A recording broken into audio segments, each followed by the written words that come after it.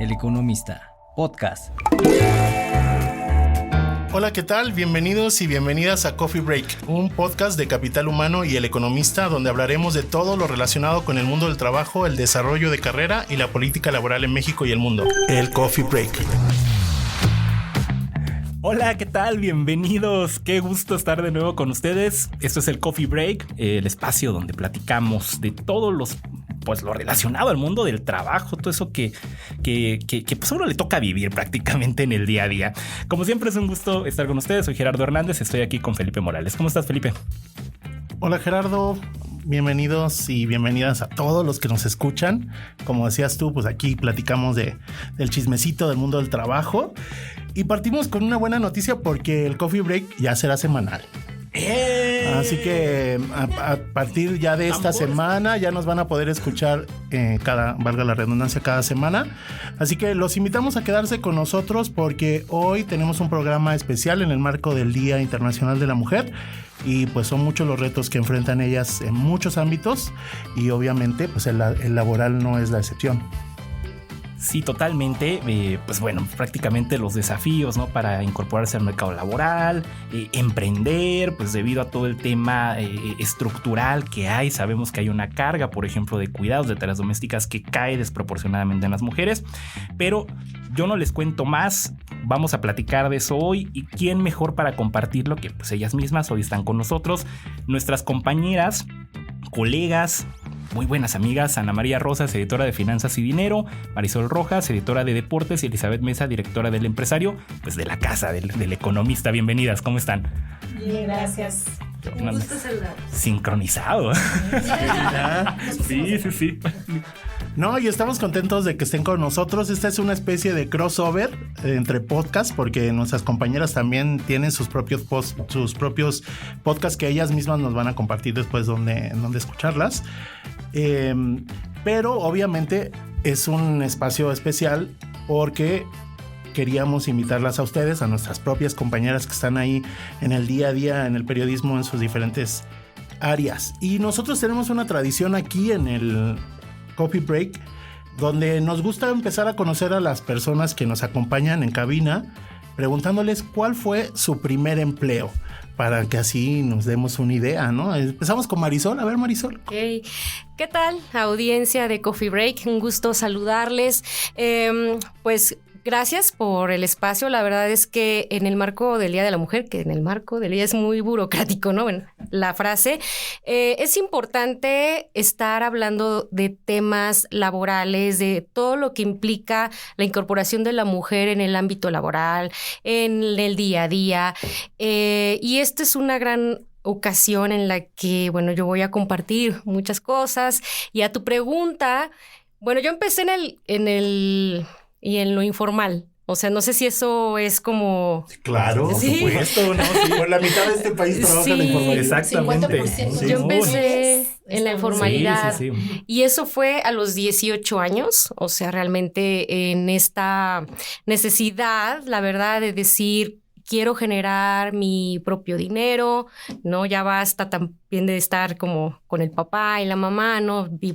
Todavía vivo con ellos en gran parte porque las rentas son muy caras, ¿no? Tengo otros compromisos, pero finalmente empiezo a los 18 años vendiendo membresías en un club deportivo y el clásico pica piedra. O sea, claro. Y si en 3 meses o 4 vemos que vendes, te damos un contrato. Entonces, así empecé, o sea, y eran 900 pesos y yo decía, ¿de verdad se venden? Porque yo decía, pero es que a mí no me compran. Y entonces en ese despertar laboral, para mí fue mi primer shock. Así decir, sí, claro. De verdad, esto se puede. Y sí, las mayores personas las personas que vendían más eran los chicos, ¿no? Entonces sí sentía como esa parte de, bueno, entraban a ver a los vendedores, hay chicos, yo una señora, y conmigo nunca se acercaba. No sé, también la edad, ¿no? No sé, pero ese fue mi primer shock laboral, de ganar casi nada. Después ya la formalidad me llegó en los 25 años con contrato que fue en Grupo Reforma. Ahí hice un taller que antes hacían de reporteros, el taller de periodistas. Me lo aventé, me llamaron para una entrevista y entré a la sección de ciudad como auxiliar de redacción. Entonces ahí estuve un tiempo, mi primer contrato, pero sí, siempre la población eran hombres, ciudad nacional también. Hacia nacional y pero bueno, ya mi brinco hacia el deporte tiene otra historia, pero eso fue el primer momento. Sí. Interesante. Mira, qué interesante. ¿Siempre te han gustado los deportes? Siempre los he practicado. O sea, la verdad es que soy muy apasionada de hacer deporte desde pequeña, ¿no? Desde competencias y lo sigo haciendo arduamente. Claro, ya comparto mi edad, ¿no? Tengo 39 años, voy a cumplir. Sigo haciéndole mucho espacio a hacer deporte y de ahí viene que también traté de enlazar la carrera porque, bueno, estudié Relaciones Internacionales y una licenciatura en cronista deportivo que está en una escuela especializada en deportes, que es la Raúl del Campo. Entonces me aventé ahí 2, los crucé y, bueno, ahorita 2024 estamos aquí. ¿Y tú, Ana María? Híjole, yo empecé en la afición. Yo empecé en la afición antes de que la comprara Milenio. Empecé a cubrir Deporte Total, se llamaba o algo así. Perdón, no saludé. Muchas gracias. Es que estaba tan emocionada escuchando a Marisol, pero muchas gracias por la invitación y gracias a quienes nos escuchan. Bueno, empiezo ahí y me mandan algo de Deporte Total y me acuerdo perfectamente que mi primera entrevista fue a un pentatleta que se llamaba, no sé si todavía viva, Jorge Rouco. Creo que fue incluso medallista olímpico en pentatlón y yo creo que duré una semana y me pasan a fútbol. Y pues ahí me dicen, pues órale, vas y fue pues todo un aprendizaje de 2 años. De 2 años, hasta que yo pido, por favor, cámbienme.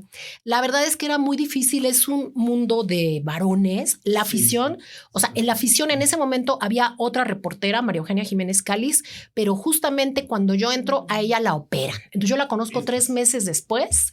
Entonces era yo en un mundo de varones. Sí había más mujeres, pero estaban como en otras áreas, ¿no? Entonces ahorita les voy a decir, pido mi cambio, me lo dan.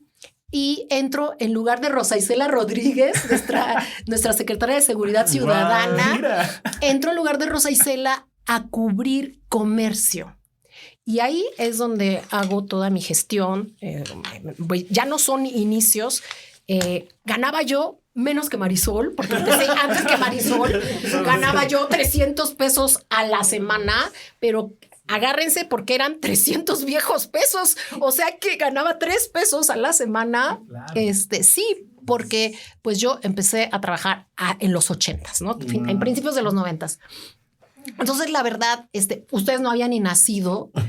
Y entonces, bueno, eso fue. Y también fue un poco difícil porque en el mundo del fútbol, pues es de varones, ¿no? Entonces tú llegabas ahí, pues no había mujeres o había mujeres y casualmente las mujeres que había eran mujeres que tenían muchísimos años, pero jovencitas, era yo la única. Claro. Y lo menos que me llevé, en un entrenamiento me dieron un balonazo.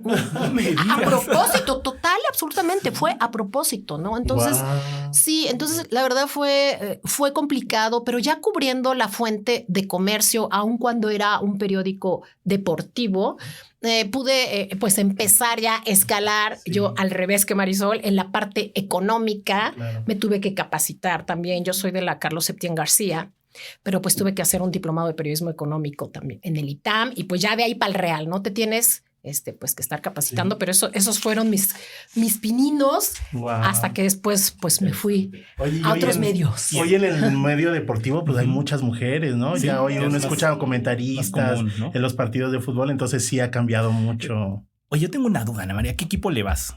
De fútbol. Híjole, ¿qué crees que No me abuchen. Pero yo siempre le fui al Atlante. Mira, O sea, órale. lo siento mucho, pero yo siempre le fui al Atlante y luego le iba yo al Barça, ¿no? Porque decía, bueno, pues son, Pues se parece, son los ¿no? mismos No, sí, colores, sí. ¿no? Entonces después le fui al Barça ya a nivel, Mira. a nivel mundial. Oye, o sea, llevas sí. años esperando el regreso, ¿no? Prácticamente. Me quedaré. Bueno, Por eso te digo, me da aquí mucha hay- vergüenza porque sí. Bueno, Claro. este último año el Atlante vendió una sola playera. Que quede claro que la compró Ana María. No, la compró alguien más. No fui yo.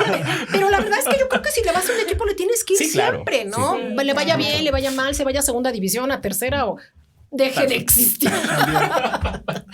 Así Oye, es. Eli, ¿y tú qué nos puedes contar de tu primer empleo? Pues primero, muchas gracias por la invitación. Un saludo a todos. Mi primer empleo fue todavía siendo menor de edad en una cadena de pollo frito. Mis papás tuvieron que firmar la autorización. Yo estaba, me acuerdo, en la prepa y pues quería ganar un dinerito más. Había también otros contextos familiares y entré ahí. Y la verdad es que fue una experiencia horrible. Fue una experiencia muy, muy fea porque estas cadenas tienen todo sistematizado. Y ganas muy poco, y son horarios, o sea, te pagan por hora. Entonces, dependiendo de las horas, pero no puedes superar el número de horas. Entonces, hay ahí como que algo que no está como tan bien, ¿no? Además, te rolan por diferentes áreas, y pues hay un área que te puede gustar, como por ejemplo, yo estaba en caja, y me gustaba estar en caja, ¿no? El trato con la gente, hablar con ellos, preguntarles qué era lo que pedían, y pues darles su cajita, ¿no? De pollo. Pero hay otras áreas como cuando te toca lavar los baños, cuando te toca hacer el pollo, y metes el pollo entonces en el sartén, y si no lo sabes meter porque no te capacitaron correctamente, porque son los mismos compañeros que te capacitan, terminas quemándote. O los biscuits, se supone que ya viene todo hecho y nada más es cuestión de mover la masa, pero si no la mueves adecuadamente, el biscuit se te baja. Entonces, si se te baja, ya después te regañaron porque no quedó correctamente, la gente se queja, entonces... Sí, la verdad es que fue una experiencia que no me gustó mucho. Yo pues trataba de salirme de ahí, pero como al final mi mamá fue quien firmó los papeles, entonces era un momento pues medio complicado entre mi mamá, no, pues sigue ahí y yo ya no quiero. Y aparte la empresa me decía, no, pues te estamos dando todas las facilidades y te estamos rotando por todas las áreas, ¿no? Entonces sí, fue una experiencia bastante desagradable. Y ya de ahí... mi brinco al mundo del periodismo fue en Milenio, cuando entré a la sección de tendencias como auxiliar de redacción. La paga como era auxiliar era pues bastante pequeña. Yo vivía en el Estado de México, tenía que moverme al centro de la ciudad, tenía que usar el suburbano, entonces no me daba ni para los pasajes. Entonces sí fue bastante difícil ese punto. Mi familia me apoyó muchísimo para la cuestión económica y aprendí bastante. Porque la sección me impulsaron, me enseñaron a editar, tanto en print como en digital, a cubrir, o sea, realmente ahí fue donde aprendí realmente lo que era el periodismo, porque en la escuela no te enseñan todas estas cosas. ¿Y quién era tu jefa? ¿Era Adriana? No, era Gabriel Bolio. Gabriel Bolio. Uh-huh. Mira, qué interesante. Oye, qué diferente, ¿no? O sea, qué diferente trasfondo de cada uno. Sí, ¿no? Sí, ¿te gustan los deportes? ¿Tú cuál fue tu primer empleo? No. Ok, muy bien. O sea, veo, pero contra mi propia voluntad. Ok, todo lo que sabes es de manera... Nos hicieron una pregunta fuera de la grabación el otro sí, día, por porque supuesto. nosotros nunca hemos contado cuál fue nuestro primer empleo. No, vamos a lanzar una encuesta. A ver si Que adivinan. A ver si adivinan. No. Sí, bueno, mi primer empleo, Felipe, yo a los 16 años también estuve pues, prácticamente como un becario en un periódico local allá en Tabasco. Soy tabasqueño, no se me escucha el acento, pero se lo juro que sí soy de allá. Ni lo digas. De verdad. Ya estamos un poco de moda, ¿no? Pero sí, de allá en Tabasco, 16 años, y pues, estaba reportando, me pagaban 50 pesos por nota publicada. O sea, si no te la publicaban, ya ahí se te iba el refresco, ¿no? Prácticamente. Wow. Y bueno, a los 18 ya doy el brinco a una televisora local. Ahí estuve un año también, pues me pagaban como 3,000 pesos al mes. Tampoco era una compensación tan grande, pero yo en mi etapa universitaria me sentía todo un máster con eso y ya el muchacho independiente, ¿no? Pero así más o menos fue como iniciamos. ¿Y tú? Yo empecé aquí en El Economista precisamente. Todavía estudiaba en la Carlos Septién. En ese tiempo el periódico tenía un programa de becarios grande, ¿no? Y me invitaron a ser becario. Empecé en política. tomaba los adelantos de los reporteros. En ese tiempo llamaban por teléfono y dictaban los adelantos, así que yo hacía eso. Y empecé a hacer algo que se llamaba, en ese tiempo salía, ya obviamente dejó de salir hace muchos años, una columna que salía en la página 2 que se llamaba Lo Oficial a Diario. Y era una columna donde era un resumen del diario oficial. Y no hay cosa más aburrida que el diario oficial, ¿no? Pero a mí me sirvió. Yo creo que ahí le empecé a agarrar el gusto por lo legislativo, ¿no? Y ya después cubrí, mi primera fuente fue el Senado. Después brinqué a finanzas, ¿no? Ya me especialicé en finanzas públicas. Pero sí empecé aquí, en esta casa editorial. Wow. Uh-huh. Pues somos afortunados porque no tuvimos que vender pollo, ni pólizas, ni nada. Sí. Pero sí, bien interesante. Qué curioso. Oiga, pues retomando el tema, y ya lo decía Marisol, suena muy protocolario, ¿no? Pero bueno, en el marco del 8 de marzo, ¿no? Es un día pues muy importante, una fecha emblemática para reflexionar en torno a eso. Seguimos viendo, creo que hasta la fecha todavía no falta el de felicidades porque es el Día de la Mujer, qué padre, qué buena onda, ¿no? Pero o sea, realmente desde el punto de vista de ustedes, ayúdenos a la audiencia a entender esa parte, ¿por qué es importante conmemorarlo? A ver si gustas, empezamos contigo, Ana María. Yo creo que sí es importante porque es la lucha de las mujeres en una época, o sea, desde la época de las cavernas. Yo siempre pongo este ejemplo, que en la época de las cavernas, pues era quien tuviera mayor fuerza. ¿Y quién es el que tenía la fuerza para mover las rocas? Pues eran los hombres, ¿no? Entonces la mujer se quedaba ahí, desde entonces la mujer se quedaba a hacer otro tipo de labores, ¿no? Entonces ya desde ahí viene esto, no es algo nuevo.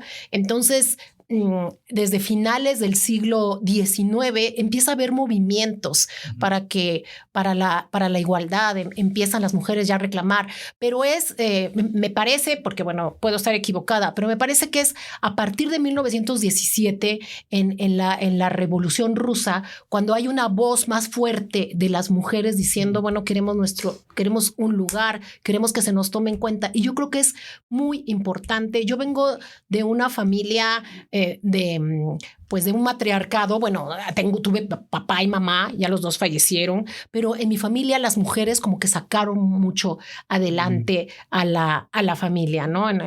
Con mis primos, con mis tíos, con mis primas, ¿no? Entonces me parece que es muy importante honrarlas, ¿saben? Honrar esta lucha de muchos años que hicieron para que nosotras hayamos podido ir a la universidad. Sí, claro. ¿Sí?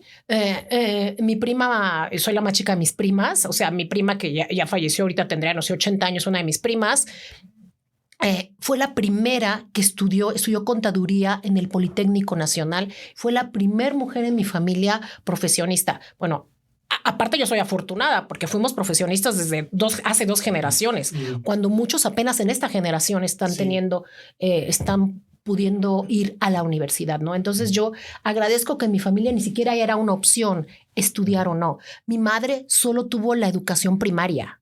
Mi madre con la educación y mi padre, los dos, nada más con primaria nos sacaron adelante porque son otra generación, ¿no? Claro, sí. O sea, ellos nacieron a los 30, ¿no?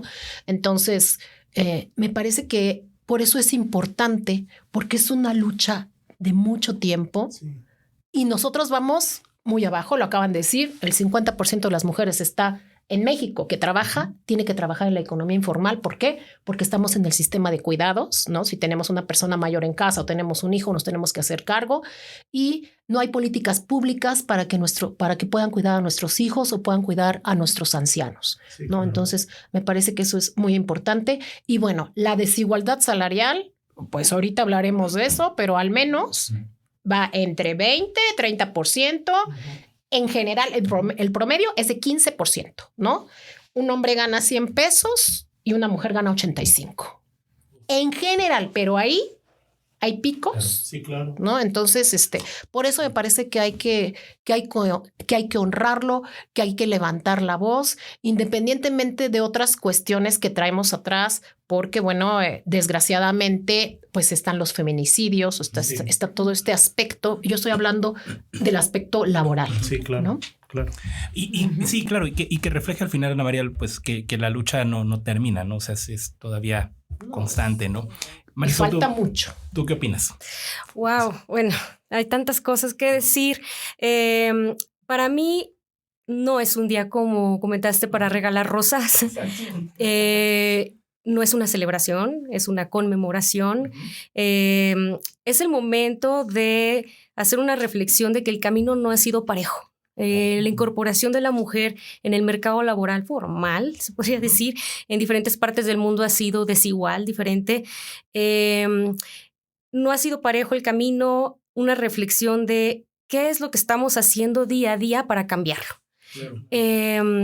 Creo que si todos nos vamos a dormir reflexionando el qué hice para que seamos una sociedad más incluyente, ahí podemos seguir cambiando mentalidades.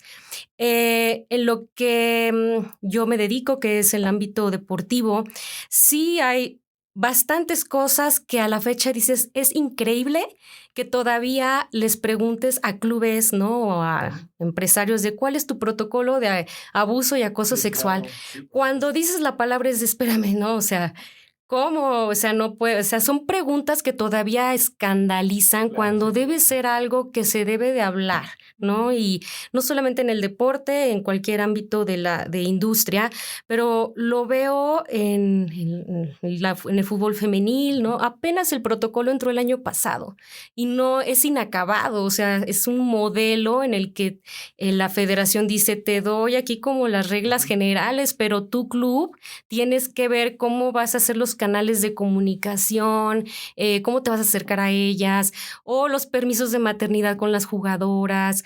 He visto que el camino en el deporte está avanzando, pero sí está avanzando, pero vamos tarde en el sentido de que las diferencias no debieron ser desde que inició la liga. O sea, creo que ese protocolo debió de haber nacido desde que nació la liga en el 2017, porque apenas ahorita.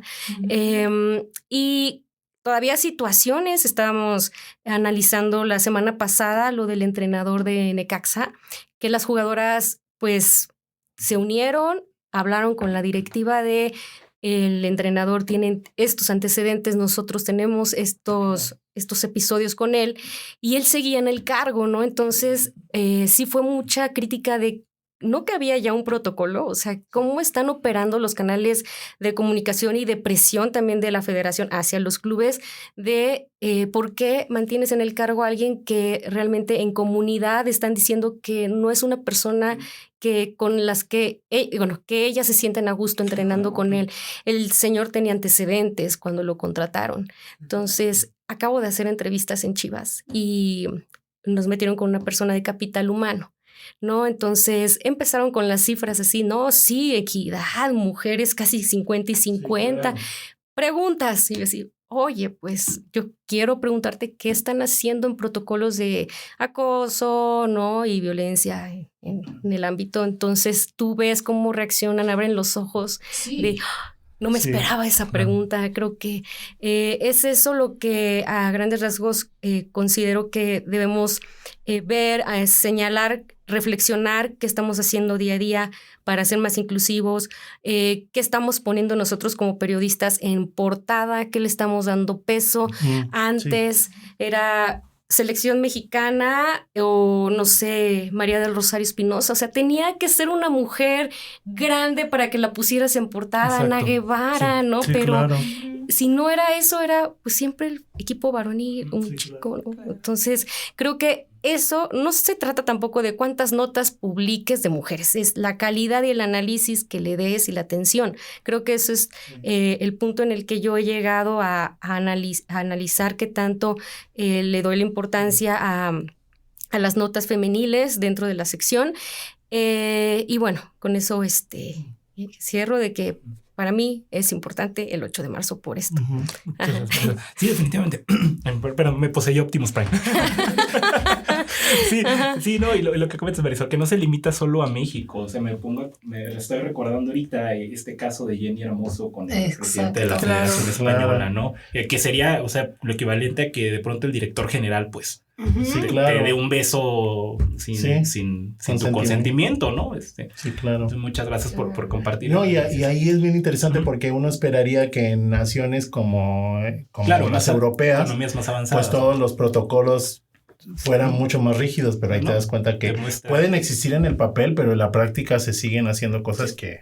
Sí, y falta... Se normaliza, ¿no? Lo ven como algo muy normal, eso es lo terrible. Definitivamente.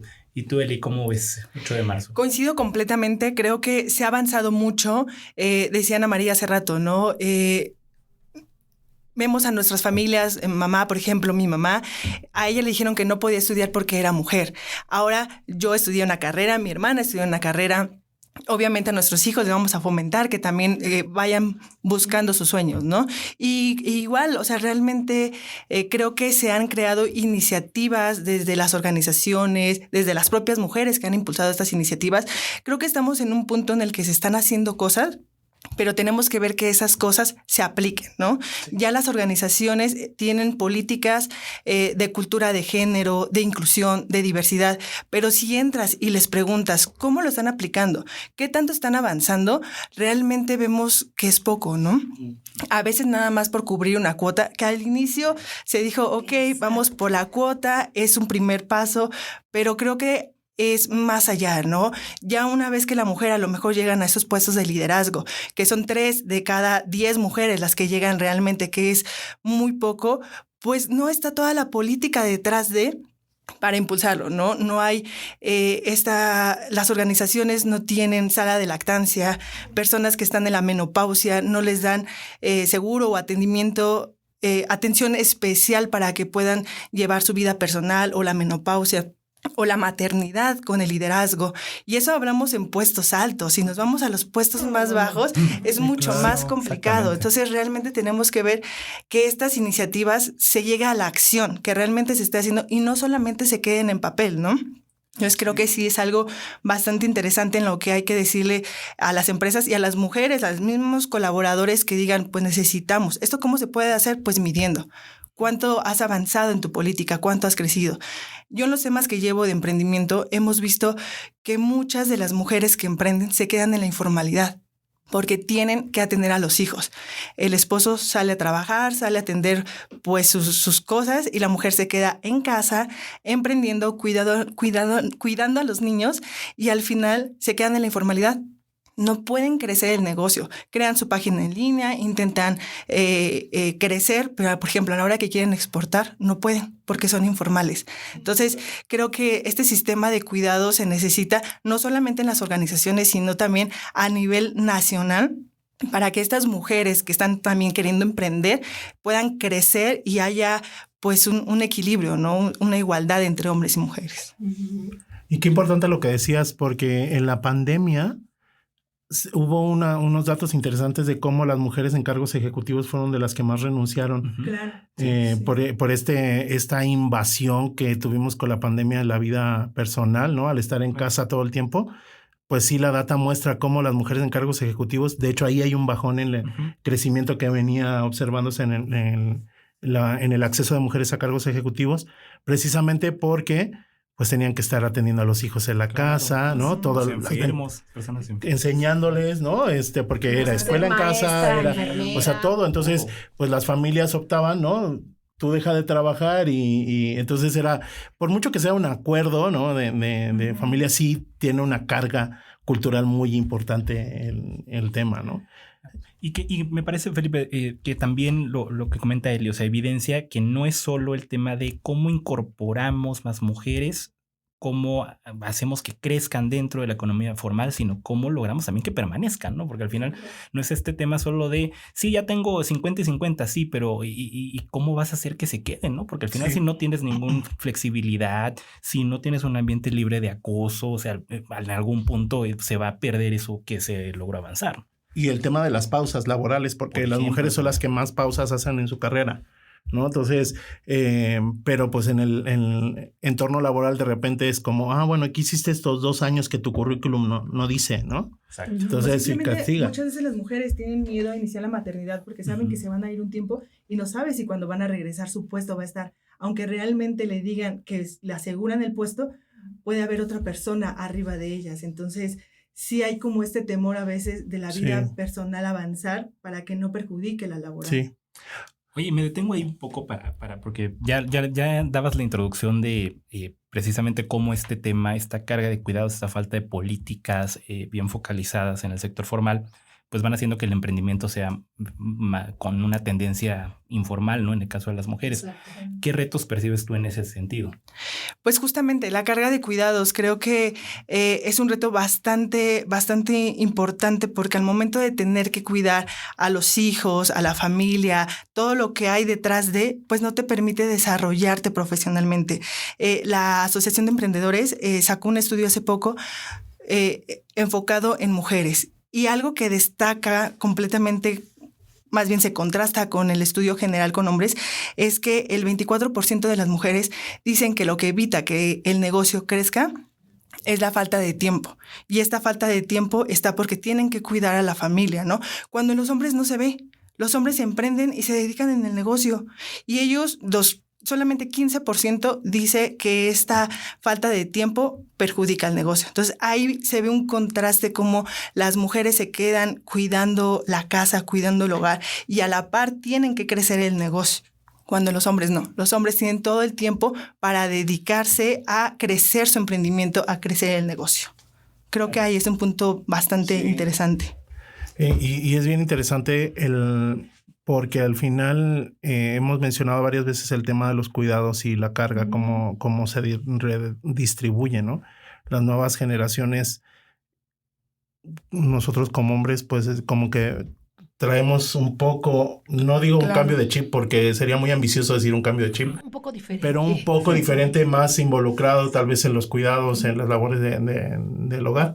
Pero sí pues es como naturalmente uno esperaría que la mujer lo haga, y aparte de todo, pues si tienes un negocio, echarlo a andar, ¿no? Sí, claro, ahorita las nuevas generaciones ya hay más apoyo de la pareja, ¿no? Del hombre, con las mujeres que quieren emprender, ya sea en el negocio o en el cuidado de los hijos, ¿no? Pero la mayoría de quienes estamos viendo que emprenden tienen arriba de 35, 40 años, que todavía no tienen este cambio de mentalidad tan marcado. Sí, claro. Entonces están dando los primeros pasos, están viendo, hay más información que eso les permite pues entender y decir, ok, tengo que echarle la mano a mi pareja si es que queremos crecer juntos, ¿no? Entonces creo que sí todavía falta pues este impulso de parte de las nuevas generaciones para que se dé el cambio de chip completamente. Sí. Oye, Ana María, y tú estás a cargo de la sección de finanzas, y si hay un sector que es muy emblemáticamente encabezado por hombres, bueno, casi todos, pero ese es muy emblemático, ¿no? Es el sector financiero.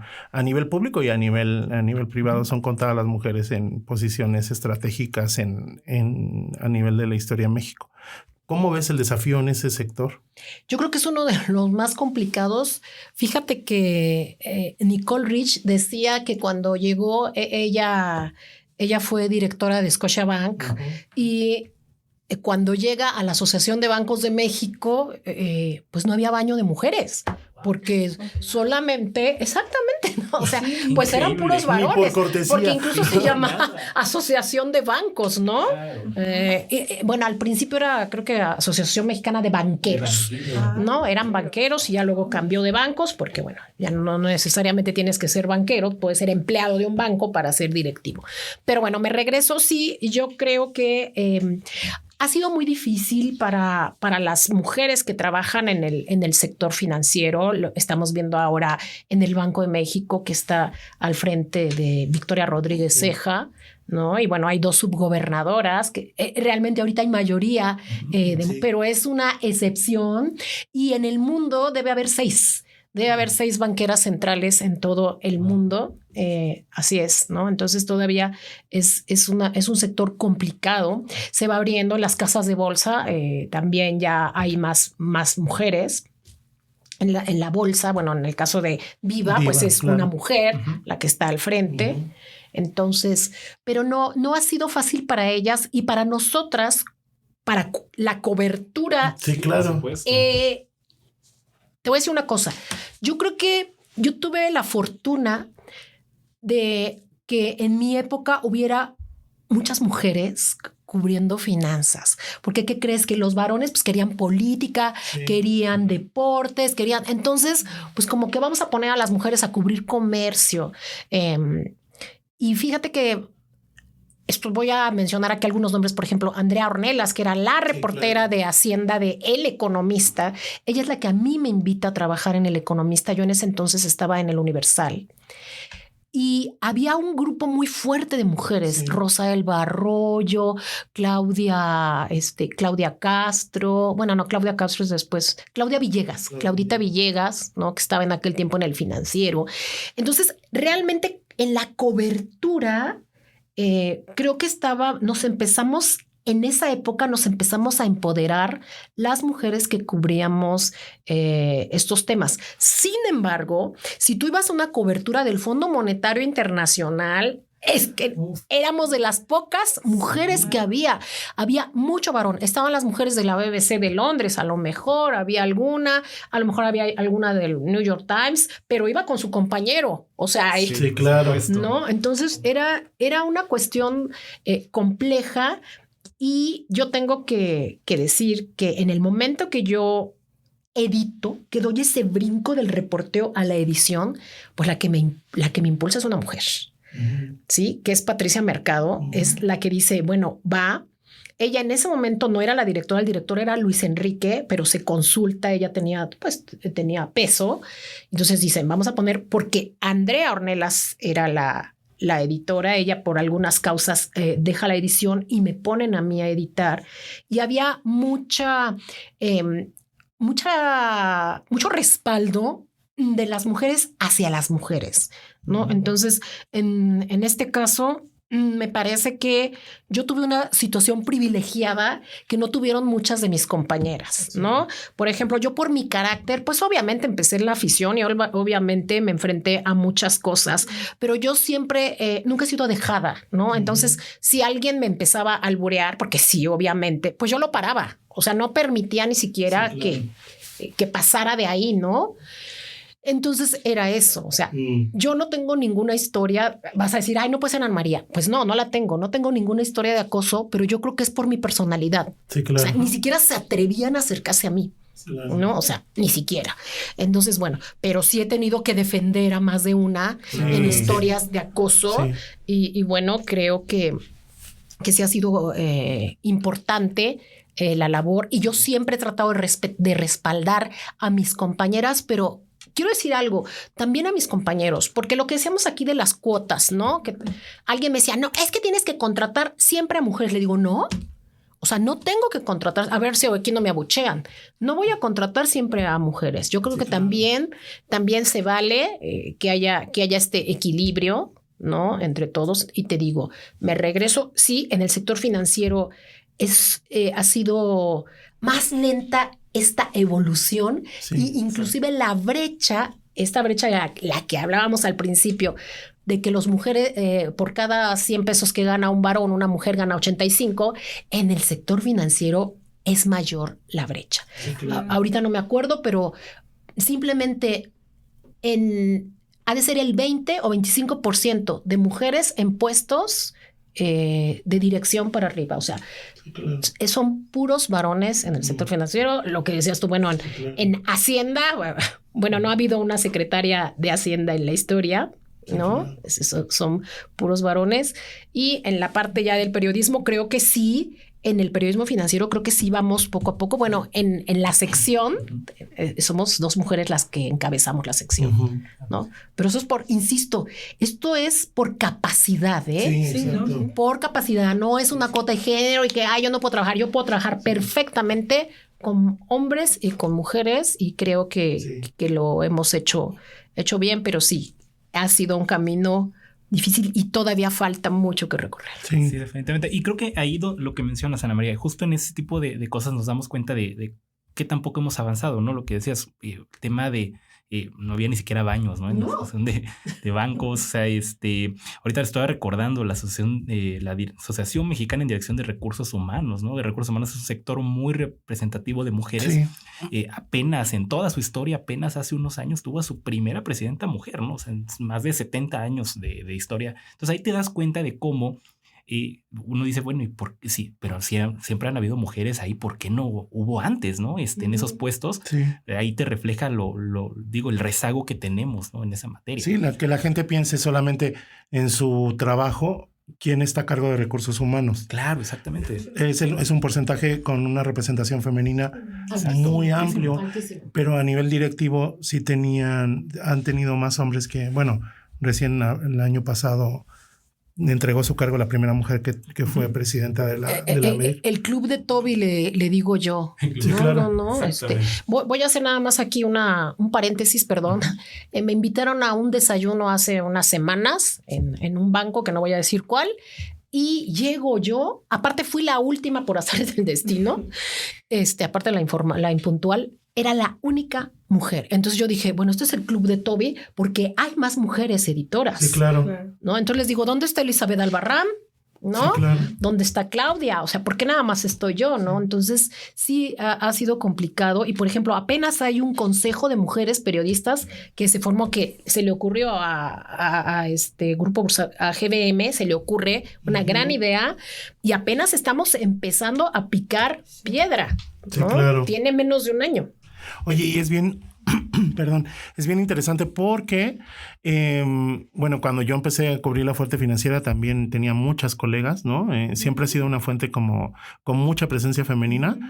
Pero en el caso deportivo, Marisol, yo lo comentaba un poquito hace rato, ¿no? Recién ahora uno ve, o sea, es común ver incluso a cuadro en la televisión mujeres comentaristas, pero es como nos contaba Ana María en su primera experiencia laboral, pues es un mundo de hombres, no solamente el deporte. Bueno, las mujeres no empezaron a hacer deporte ahora, ¿no? La visibilidad del deporte femenino recién empieza hace poco, pero no solamente de hombres, sino la fuente deportiva también es de hombres, ¿no? ¿Tú cómo ves esos desafíos que se enfrentan en el sector? Tanto el sector deportivo como el sector de periodismo especializado. Sí, una visión androcéntrica, o sea, no está muy alejado de finanzas.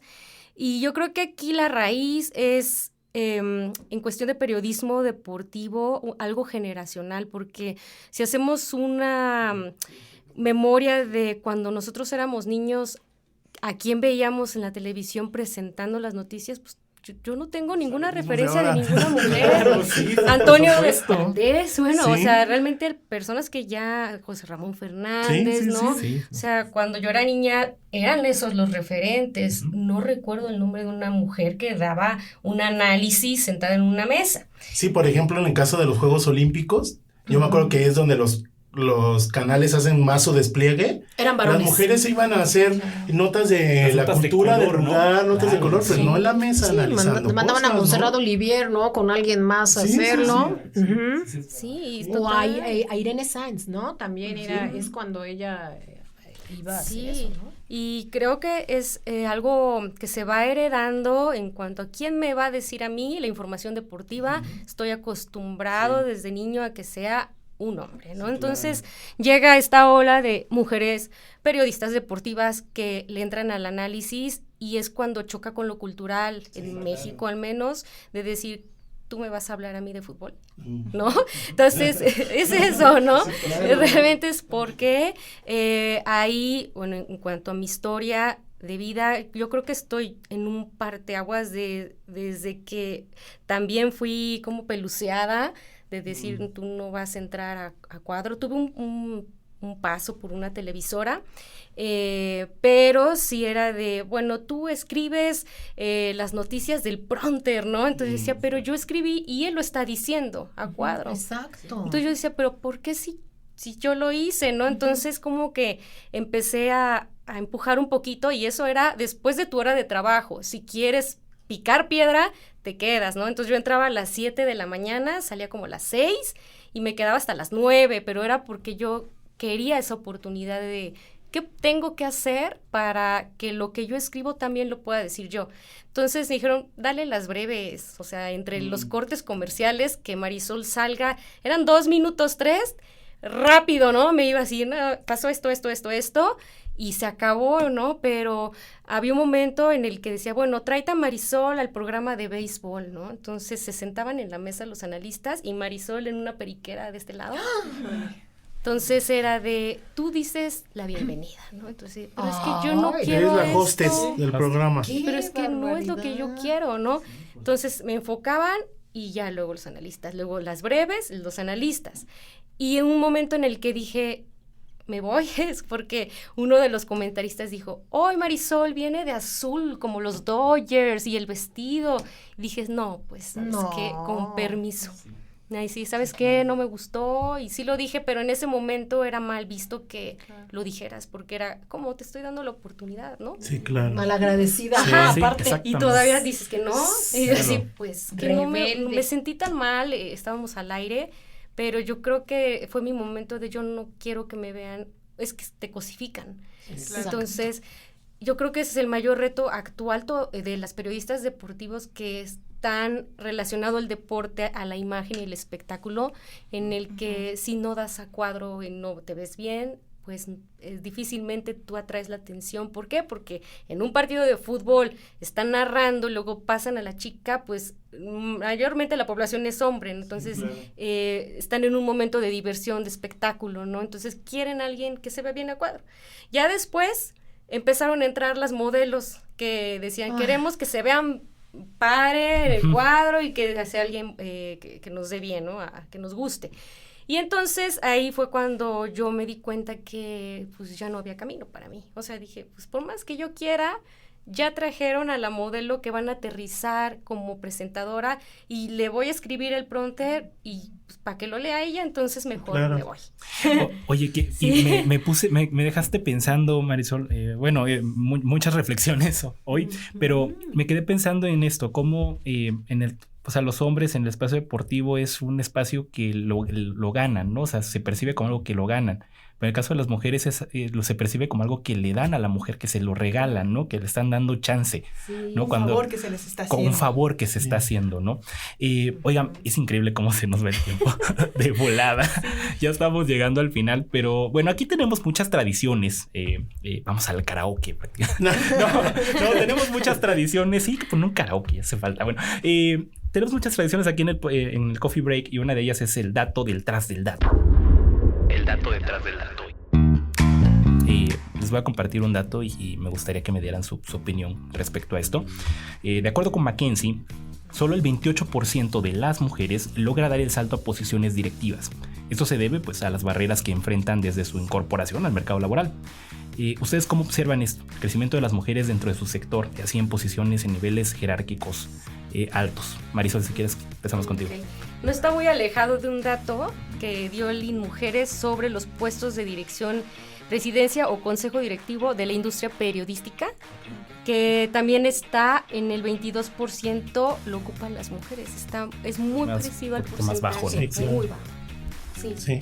Interesante. Sí, y les decía ahorita que dices lo del 22%, pues nos vamos a los medios locales. Venga, Bueno, a ver. sí, yo me puse a ver todos los directorios y bueno, en el directorio de nosotros hay 2 mujeres, pero no están en cuestiones periodísticas, sino están en marketing, están en otras áreas, ¿no? Y ya cuando revisas otros directorios, bueno, las únicas 2 directoras son la señora Carmen Lira en La Jornada y pues Marta Ramos en El Sol de México, ¿no? Entonces, las 2 con una trayectoria, o sea, las 2 son periodistas.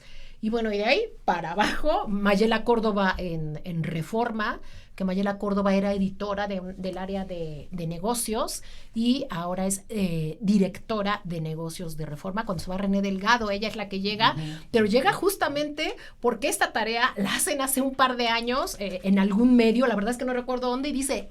Tal y tal periódico no tiene, que por cierto, ahí estaba El Economista, que no tenía mujeres en su directorio, y bueno, ya después llegaron 2 personas más, ¿no? Y bueno, les decía yo, en Milenio hay 2 personas, una de ellas es Regina Reyes Heroles, que es directora de suplementos. En El Financiero solamente hay uno, Elizabeth Torres, pero es coordinadora de operación editorial. Bueno, sí está en la parte editorial. En La Crónica no hay nadie. En El Universal hay una persona que es la señora Perla Ili, que es la encargada de suplementos, pero pues ella es de casa, ¿no? No es una oportunidad que te estén dando adentro. Entonces creo que pues sí está complicado. Bueno, yo seguiré siendo editora mucho tiempo. Seguramente. Yo me voy un poquito más abajo. Realmente el periodismo es bastante absorbente, ¿no? Y vemos mucho a los hombres que están cubriendo el día a día, porque tienen que moverse de aquí para allá y hacer la nota. Los que van en moto, por ejemplo, qué riesgoso, ¿no? Que tienes que correr en el momento, grabar, sacar la nota y todo. Entonces, apenas fui al dentista y el chico que me atendió me decía que su mamá había sido periodista en El Universal hace como 10 años. Y dejó la carrera justamente porque se embarazó de su hijo y no podía estar yendo, ya cuando regresó de maternidad, no podía estar yendo a cubrir tantos eventos, no podía estar saliendo, corriendo. Entonces, eso a ella le detuvo la carrera. Le dijeron en el medio, pues, ahora sí que de eso se trata, ¿no? De eso se trata el periodismo. No podemos dar más facilidades porque hay que cubrir eventos. Entonces ella corría un evento, corría a ver a su hijo y la vida no le daba. Decidió dejar la carrera, estudiar enfermería y bueno, pues ahí terminó su historia, ¿no? Y creo que muchas veces ni siquiera se da la oportunidad o hay la vacante, digamos, para llegar a puestos de ser una editora en el medio, ¿no? Porque una, hay pocos, y otra, pues justamente cuando empiezan con esta carga de cuidados, cuando empiezan a crecer, a tener familia, que eso no solamente es en el periodismo, los medios de comunicación, eso es en todos lados, ¿no? Realmente, si la organización no tiene una política que pueda ayudarles, pues ahí se queda la carrera, se queda estancada, ni siquiera hay ya la oportunidad de ir al siguiente nivel, ¿no? Ni siquiera se busca. Exactamente. Pues qué interesante, digo, porque tenemos, o sea, las tres son editoras, han llegado a ese punto, pero ya empiezan a observar cómo para arriba ya se va haciendo más corto, ¿no? La escalera ya no tiene, ¿no? Tantos peldaños. Lo que le llaman el eslabón roto, ¿no? Eslabón roto. Que ya no les permite seguir creciendo. Sí. Y el famoso techo de cristal, ¿no? O sea, un montón de conceptos ahí relacionados con el tema. Oigan, pues, teníamos más dinámicas preparadas, pero el tiempo se nos fue. Pero yo me quedo con la reflexión de que nos falta mucho por hacer. La verdad es que nosotros en el día a día muchas veces no nos detenemos a pensar en esto y como decía Marisol, vale la pena de repente en la noche antes de acostarte decir, oye, pues ¿qué he hecho yo? Claro, ¿no? ¿Qué he hecho yo para garantizar un espacio más seguro para las mujeres que trabajan conmigo, para impulsar su carrera, para fomentar este tema que decía Eli de la flexibilidad?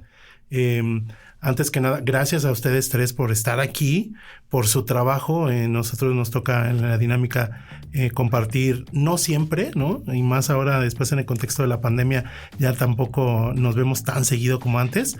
Pero muchas gracias por su trabajo y por sus historias y lo que nos han compartido para nosotros es muy valioso. Así que, pues, los invitamos a seguir escuchándonos. Este fue un episodio especial por el Día de la Mujer, pero también un episodio especial porque ya nos volvemos semanal. Así que a partir de ahora ya nos pueden oír cada semana. Y antes de irnos, me gustaría que cada una pueda decir cómo los pueden encontrar las personas en sus redes sociales y, pues, nuestras compañeras que tienen su podcast, que aprovechen de hacer su anuncio. Exactamente. ¿No? Marisol. Ok. El podcast es 100 metros vallas, es el podcast de deportes del Economista y en redes estoy en ex, @Marisol Sonne, que es SONNE. Igual en Instagram también me pueden encontrar, que subo cosas. Perfecto. Ana María. Bueno, tenemos un podcast que es el primero de todos, que está en su segunda temporada, los invito a que lo escuchen, se llama Economía sin Monotonía y en las redes sociales no soy muy activa, no me peguen, estoy más en LinkedIn, ahí me parece que soy Anita.Rosas, ni siquiera me sé, en X también soy Anita.Rosas, Instagram también soy Anita.Rosas, pero no lo uso mucho, pero bueno, soy Anita.Rosas. Muy bien. Pues en El Empresario todavía no tenemos podcast, próximamente esperemos, entonces vamos a hablar del mundo del emprendimiento y yo estoy más activa en LinkedIn y me encuentran como Elizabeth Mesa y en Twitter como EliMere16. Pues muchas gracias. Pues muchas gracias, Felipe, gracias. Pues qué gustazo, nunca te había tenido tan cerca. Oye, sí, para los que no lo sepan, pero bueno, aquí en la cabina hicimos algunos ajustes, estoy muy cerca de Felipe, la verdad. Lo voy a extrañar ahorita que terminemos de grabar. No, muchas gracias por seguirnos. Coméntenos de qué temas les gustaría también que platiquemos. Espacios para ustedes, para reflexionar en torno al mundo del trabajo. Compartan el Coffee Break si les gusta, por favor, y si no les gusta, compártenselo a quien les caiga mal para que se aburra con nosotros un rato. Así que muchas gracias, nos vemos en la siguiente. El Coffee Break.